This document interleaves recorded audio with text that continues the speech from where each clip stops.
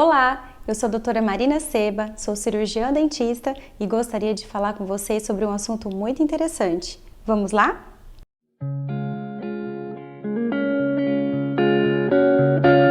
Então vamos falar hoje sobre toxina botulínica, o que eu chamo lá no meu consultório como queridinho e também muitas pessoas conhecem como Botox, que na verdade o nome é a marca comercial.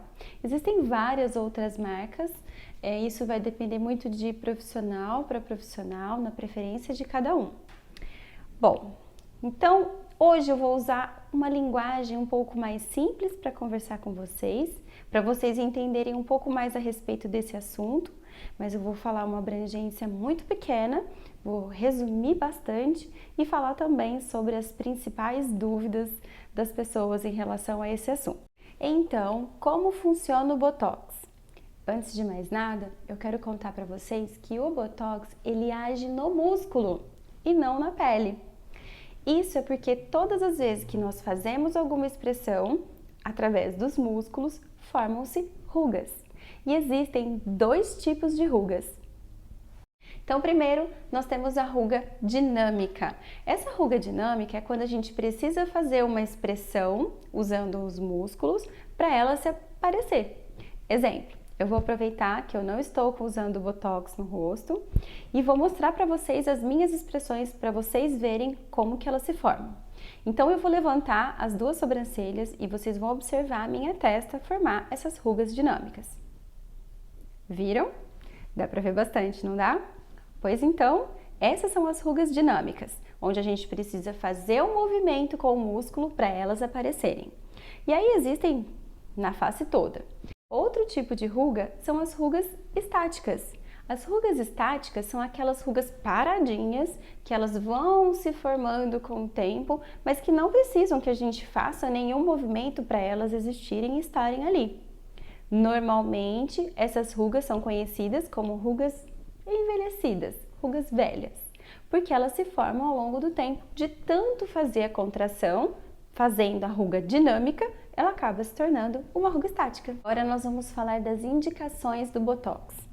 Primeiro, existem dois tipos de indicação desse tratamento: o não estético e o estético. Vou começar explicando sobre o não estético. O não estético é quando a pessoa sente aquela cefaleia tensional, conhecida também como dor de cabeça ou até mesmo uma enxaqueca. Quando existe a causa, uma tensão muscular, a gente reduz, diminui a força de contração desse músculo usando o Botox.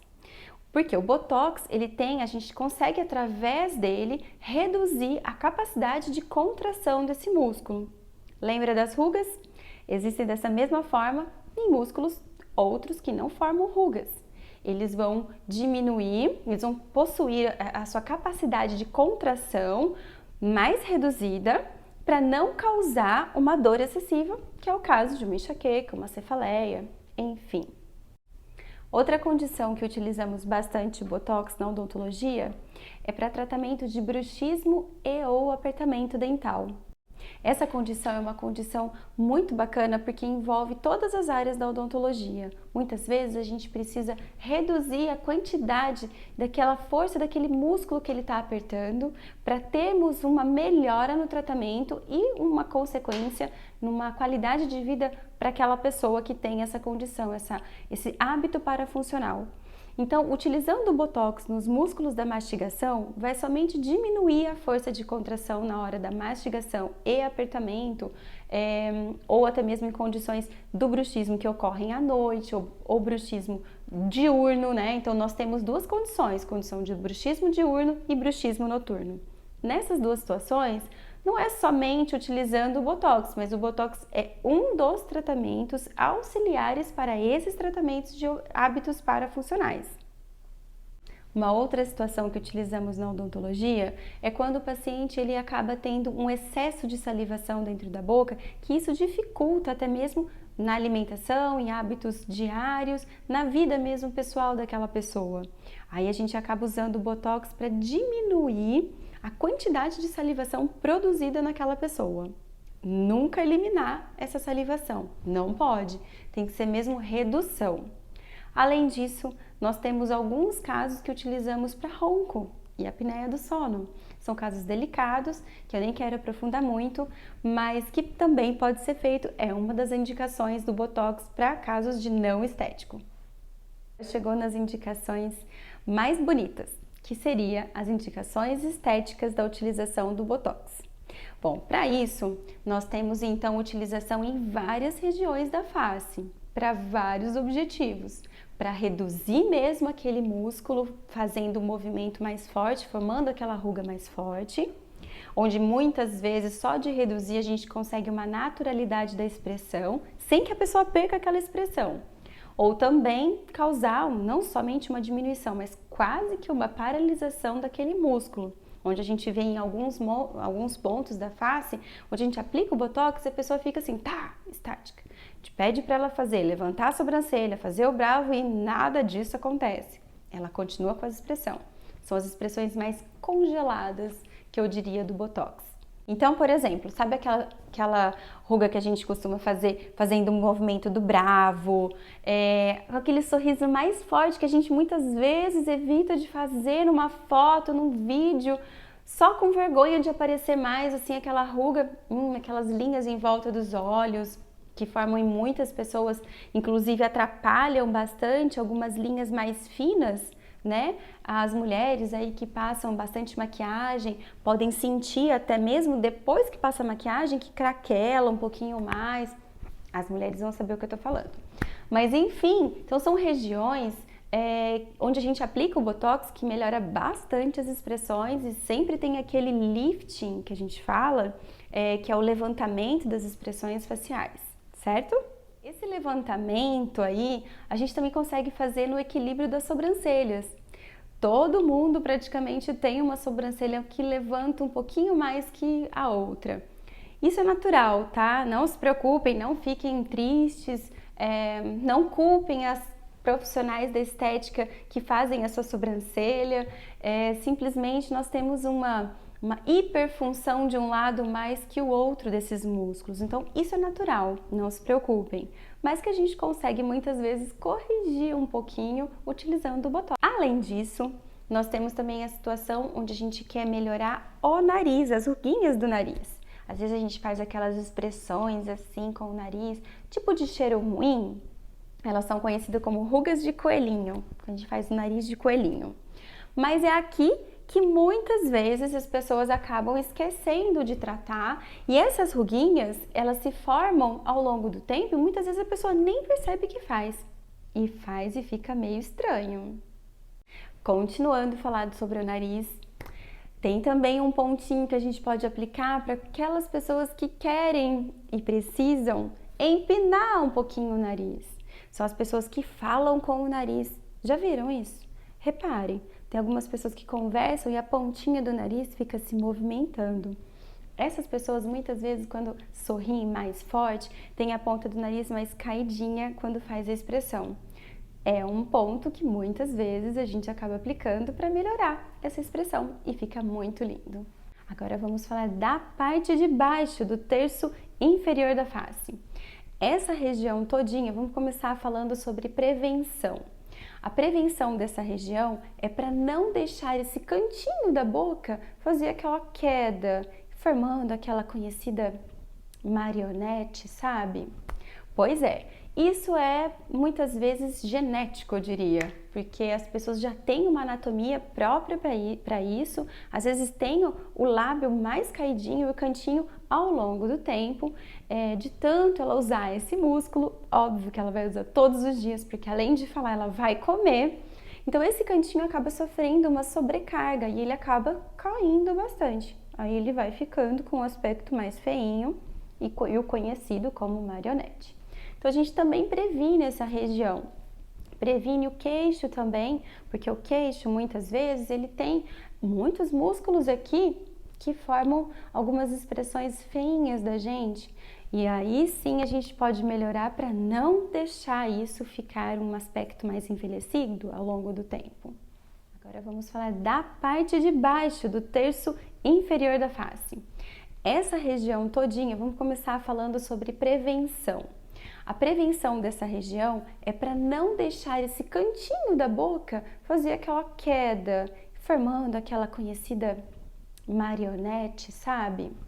Pois é, isso é muitas vezes genético, eu diria, porque as pessoas já têm uma anatomia própria para isso, às vezes tem o lábio mais caidinho e o cantinho ao longo do tempo, de tanto ela usar esse músculo, óbvio que ela vai usar todos os dias, porque além de falar, ela vai comer, então esse cantinho acaba sofrendo uma sobrecarga e ele acaba caindo bastante, aí ele vai ficando com um aspecto mais feinho e o conhecido como marionete. Então a gente também previne essa região, previne o queixo também, porque o queixo muitas vezes ele tem muitos músculos aqui que formam algumas expressões feinhas da gente e aí sim a gente pode melhorar para não deixar isso ficar um aspecto mais envelhecido ao longo do tempo. Falando da boca, a mais famosa que existe quando se pensa em Botox as pessoas pensam, meu Deus, eu preciso colocar Botox na minha boca. Mas na verdade, essa expressão Botox na boca, ela veio porque existia um tratamento que era usado o Botox mesmo somente para essas rugas periorais, que a gente fala, ao redor dos lábios. As conhecidas código de barra, temidas, porque é natural, principalmente as mulheres aí mais velhas, que já perceberam que fazem aí um movimento frequente, aquelas fumantes que fazem sempre aquele movimento do biquinho, então aparece aquelas ruguinhas de código de barra. Botox ajuda nisso. Outra indicação também para a região dos lábios, da boca também, no caso de sorriso gengival, é aquele sorriso onde a gente faz o sorriso e aparece bastante gengiva. Nessa situação a gente consegue também melhorar um pouco mais o levantamento do lábio superior para que não apareça tanto essa gengiva. Além do sorriso, tem uma outra região bem bacana que a gente costuma utilizar, claro, por prevenção também e tratamento, é a região do pescoço.